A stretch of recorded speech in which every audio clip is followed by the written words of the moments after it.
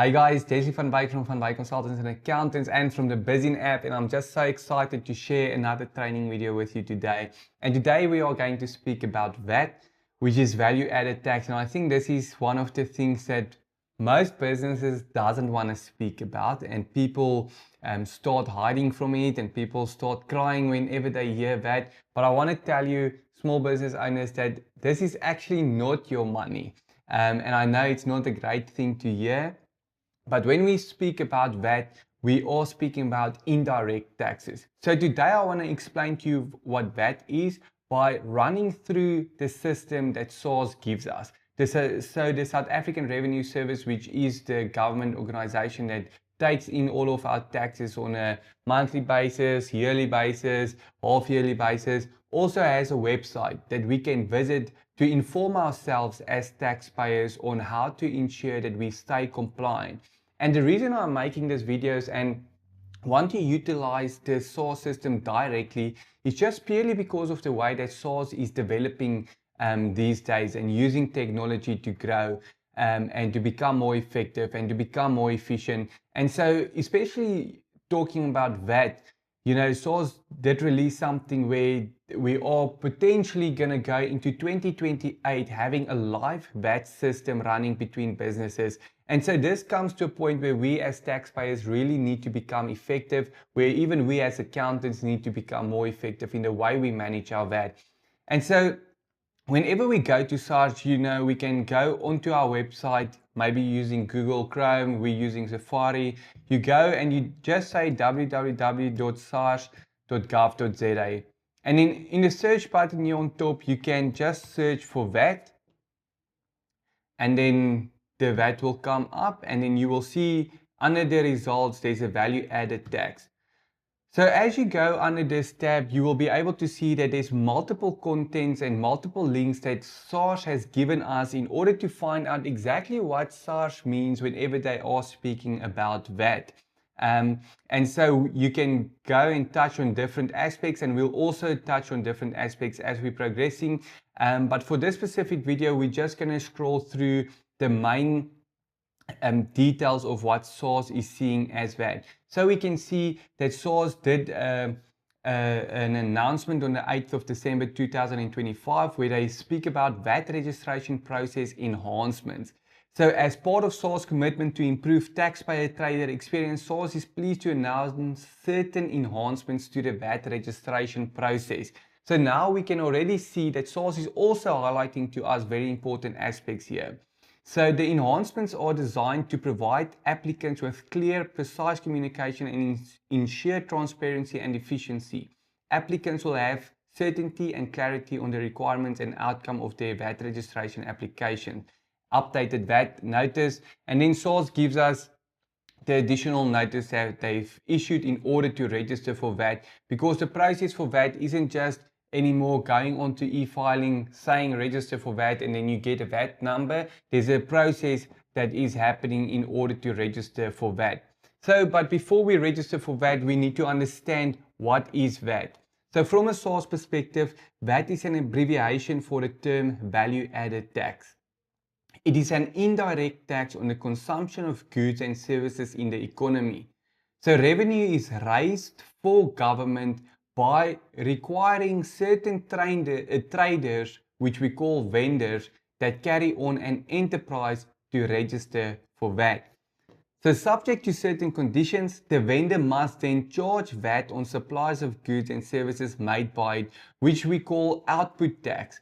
VAT is only charged on taxable supplies, and taxable supplies are supplies for which VAT is charged at either the standard rate, which is currently 15%, or zero rated. There is a limited range of goods and services which are subject to VAT at zero rate or exempt from VAT. So we can see in this aspect that SARS is explaining to us in layman's terms what VAT is. And it's very important for us as the taxpayer to understand what VAT is so that we can make sure we stay compliant in terms of that. So even just through those two paragraphs, SARS already explained to us that VAT is an indirect tax. So it's a method of tax that the government is using in order to raise funds for the government. And so it's not money that is our money. We are merely the vendors who is charging 15% on our products or services, and then the end user is paying that 15% in order for us to pay that over to the government eventually. So in this case, the vendor will also be entitled to deduct VAT charged to it, which is input VAT, when incurred for making taxable supplies. Under limited circumstances, a vendor might claim a deduction, which is national input VAT, on a supply made to it by a business that is not registered for VAT. So national input VAT is a different aspect of input VAT, which we will explain in a later video as well. So VAT is non-cumulative, meaning that a credit or / a deduction is allowed for VAT paid in previous stages within the production and distribution chain. The vendor is required to pay the difference between the output VAT and the input VAT, or claim a VAT refund where the input VAT tax exceeds the output tax. So VAT is therefore charged at each stage of the production and distribution process, and it is proportional to the price charged for goods and services. VAT is also payable in the importation of goods and on imported services. So we can understand through this whole process now, where SARS is explaining to us that VAT is value added tax, right? So it's an indirect tax that is being charged from you as the vendor to your customer or your client. So whenever you say, for instance, have a product that you charge 100 Rand for and you are registered for VAT, you need to add an additional 15%, which will then be 15 Rand, and that end price will essentially be 115 Rand then.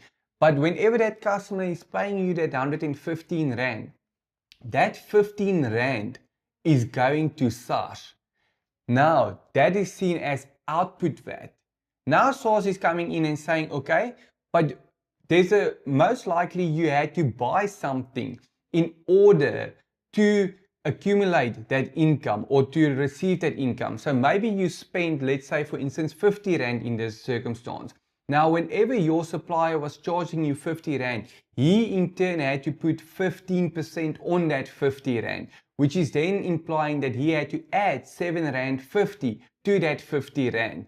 So at the end of the day, your supplier is then charging you 57 Rand 50 cents. Now SARS is saying, because you as a vendor who is registered for VAT was paying VAT on that supplies, you are able to claim that 7.5 Rand back from SARS. So instead of you then paying 15 Rand over to SARS and SARS paying you 7.5 Rand back, SARS is saying now you can deduct that 7.5 Rand from that 15 Rand, which leaves us with 7.5 Rand, and that 7.5 Rand becomes VAT that we need to pay to SARS. So I'm using that as a purely simple example for us to understand that whenever we are a VAT vendor and we are charging a client 15% on that money is in turn already actually the money of the government. And SARS is allowing us an opportunity in this aspect to actually hold their money for a while. I think it's actually a dangerous thing for some of us, because some small businesses use the money that it's actually SARS's money, and it puts them under a dangerous position whenever VAT time comes and they need to pay it over. So in terms of that, it is important to understand that SARS is just using us as the person that is receiving that money on their behalf. So eventually, as SARS is developing their systems and as SARS is progressing, they are moving to a live VAT system in the future, where transactions for VATable supplies will be recorded on a live basis. Meaning whenever you sell a product, wherever you deliver a service, SARS will immediately become aware of that product and service being delivered. And the same whenever you are purchasing goods or paying for a service being delivered to you. So we can see it is important for us to start understanding and start becoming aware of what value added tax is in South Africa, so that we can be compliant and that we can stay on top of it and plan accordingly. So in the next videos, I'll explain to you a little bit more about the process of when to pay VAT over to SARS and how to make sure that we stay compliant, and maybe also just touch on a few items that is zero rated. And what I want to teach you out of this is that all of this information becomes available to us through the website that SARS is giving us. So yes, it is important for you to have your accountant, to have your advisor also be there for you and guide you. But SARS is ultimately saying that you as a taxpayer are responsible to know. And so when SARS is saying it's your responsibility to know, they are also giving you resources to understand. So in this method, I'm hoping that we can create awareness in this process of what VAT is, what taxes is. We'll go through that whole process, but essentially for you as a business owner to become more effective, to plan better, to be more efficient with everything that you are doing so that you can focus on your business and grow every single day. So thank you for joining us on this video. I'm Desley van Wyk from Van Wyk Consultants and Accountants and the Bizin app.